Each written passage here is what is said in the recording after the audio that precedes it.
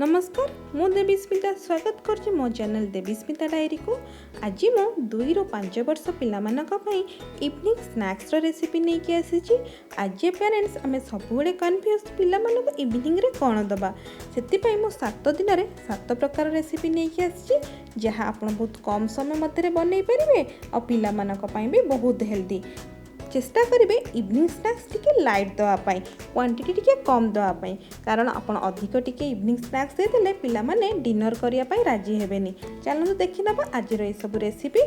जदि आपको मो वीडियोटी भल लगे वीडियोटी को लाइक करेंगे, फ्रेंड आउ फैमिली सहित शेयर करेंगे, चैनल रे जदि नुआ थे सब्सक्राइब करेंगे।